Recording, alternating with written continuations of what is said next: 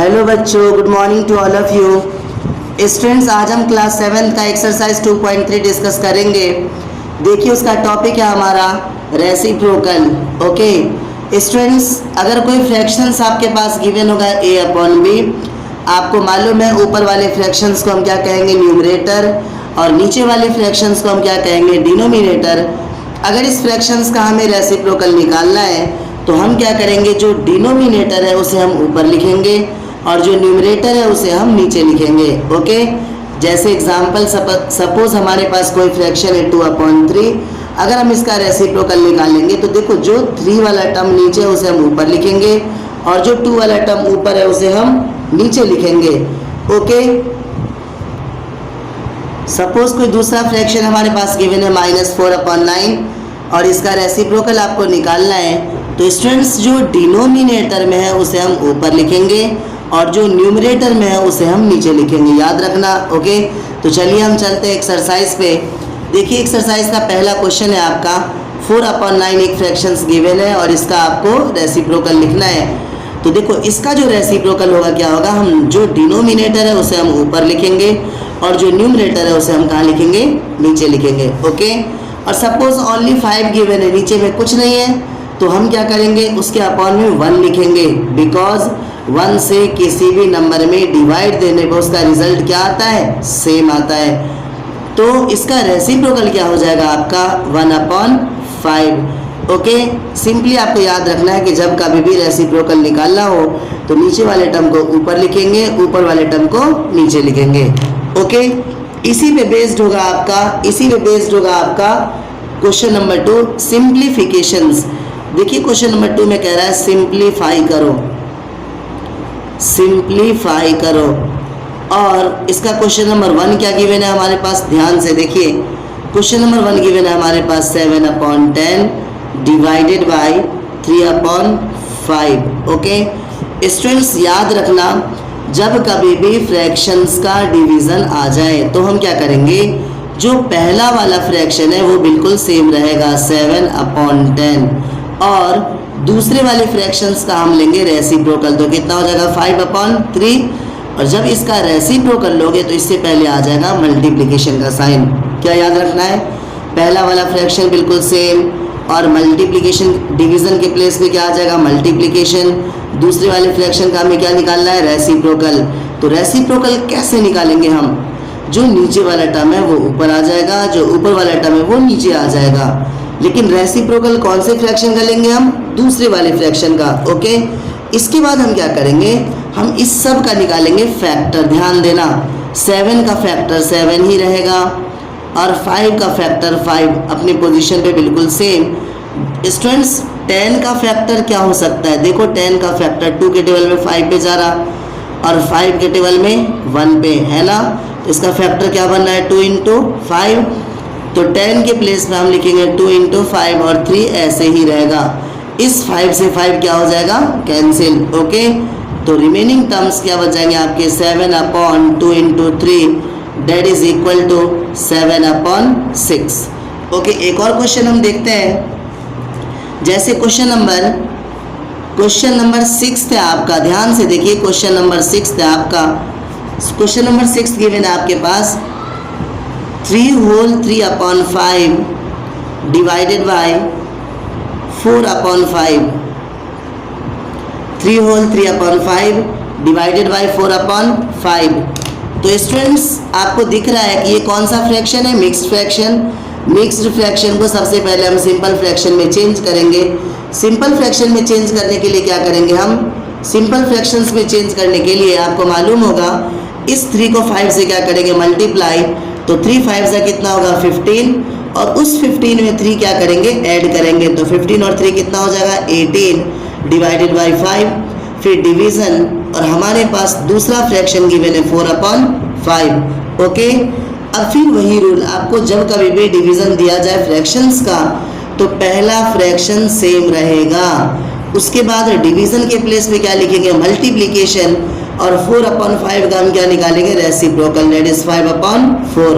Okay, अब हम क्या करेंगे, 18 का फैक्टर निकालेंगे। 2 के टेबल में कितने पे जाएगा, 2 9 18 और 3 के टेबल में 3 पे 3 3 9 और 3 के टेबल में 1 पे, तो 18 के प्लेस पे हम लिखेंगे 2 × 3 × 3 और 5 का फैक्टर नहीं फाइंड कर सकते हैं बिकॉज 5 किसी भी टेबल में नहीं जा रहा है। ओके, और यहाँ पे 5 और नीचे 4 का फैक्टर कितना हो जाएगा, 2 2 4 और ये 2 के टेबल में 1 पे जा रहा है, डेट इज 2 × 2।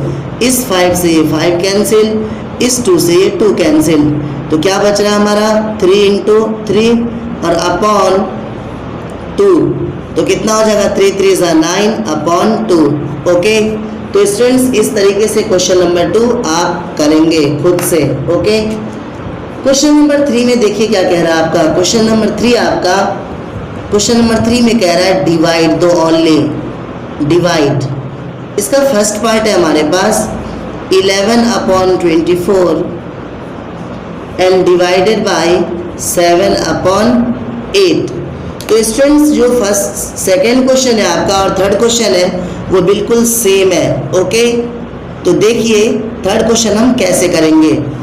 हमारा पहला फ्रैक्शन क्या गिवन है 11/24 और इसके प्लेस पे आप सिंबल लगाएंगे किसका, डिवीजन का, और 7/8।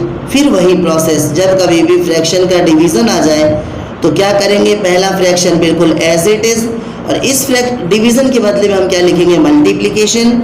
अब इस 7/8 का हम क्या लेंगे, रेसिप्रोकल 8/7। ओके स्टूडेंट्स, अब आपको क्या करना है, देखो 11 किसी भी टेबल में नहीं जाता है तो ऐसे ही रहेगा। 24 का हम फैक्टर निकालेंगे, 2 के टेबल में 12 पे जा रहा, 2 के टेबल में 6 पे और 2 के टेबल में 3 पे, फिर 3 के टेबल में 1 पे, तो कितना हो जाएगा 2 × 2 × 2 × 3। ओके, और फिर 8 का फैक्टर जब हम निकालेंगे तो क्या हो जाएगा, 2 4 8, 2 2 4, 2 1 2, 2 × 2 × 2 और अपॉन में 7।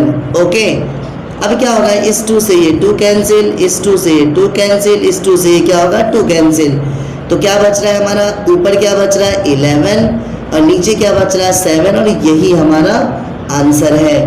Okay okay students, third question का सेकंड पार्ट है हमारा 6 होल 7/8 डिवाइडेड बाय 11/16। तो ये भी आपका मिक्स्ड फ्रैक्शन है। मिक्स्ड फ्रैक्शन को कैसे हम ब्रेक करते हैं, पहले 6 से 8 को क्या करेंगे, मल्टीप्लाई, तो 6 8 जा कितना हो जाएगा 48, 48 और 7 कितना हो जाएगा 55, तो ये हो जाएगा आपका 55, तो कितना हो जाएगा 55/8। ओके, और डिवाइडेड बाय 11/16। फिर वही प्रोसेस आप क्या करेंगे, जो पहला वाला फ्रैक्शन है वो एज इट इज और इसके बाद डिवीजन के सिंबल पे क्या आएगा, मल्टीप्लिकेशन। जब मल्टीप्लिकेशन आएगा तो दूसरे वाले फ्रैक्शंस का हम क्या निकालेंगे, रेसिप्रोकल।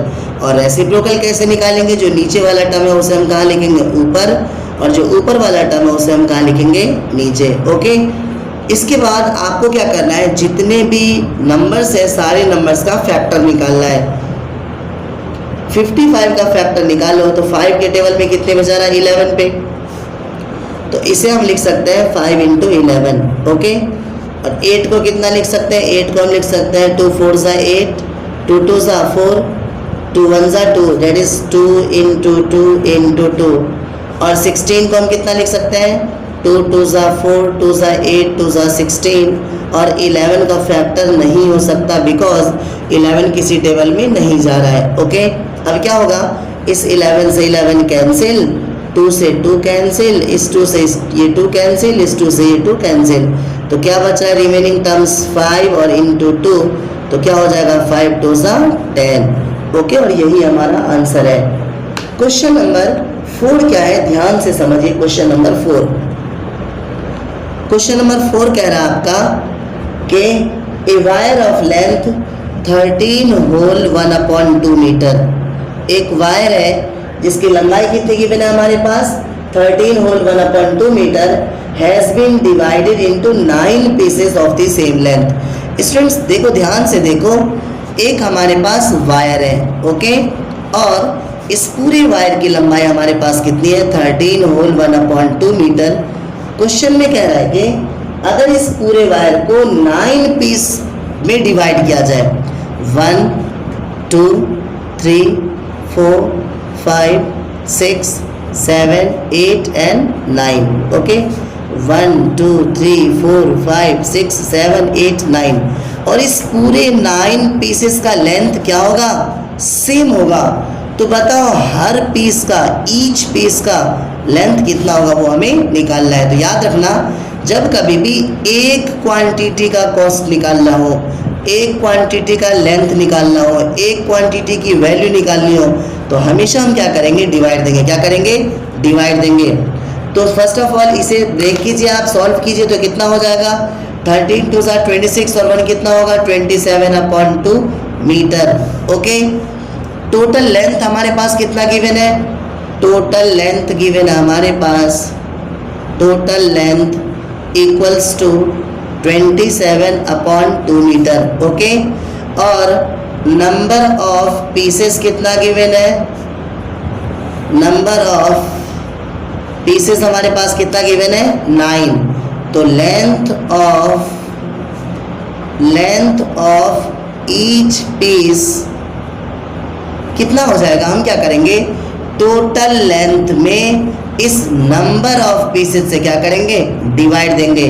तो ये हो जाएगा आपका 27/2 डिवाइडेड बाय 9। ओके, अभी मैंने आपको क्या बताया था कि जब कभी भी सिंपल नंबर गिवन हो तो आप उसके अपॉन में 1 लिखो, डिवीजन गिवन हो तो आप क्या करेंगे? इस 27/2 को ऐसे ही रहने देंगे, डिवीजन को मल्टीप्लिकेशन में चेंज करेंगे और इसका हम क्या लेंगे? रेसिप्रोकल। ओके, अब इसका फैक्टर निकालो, तो 3 × 3 × 3, 3 3 9, 3 7/2 × 1/9 का फैक्टर 3 × 3। स्टूडेंट्स, इससे ये कैंसिल और इससे ये क्या हो जाएगा? कैंसिल। तो क्या बचेगा हमारा? 3/2 मीटर। ओके, जो एक लेंथ होगा हमारा 1 पीस, वो कितने का होगा? 3/2 मीटर का।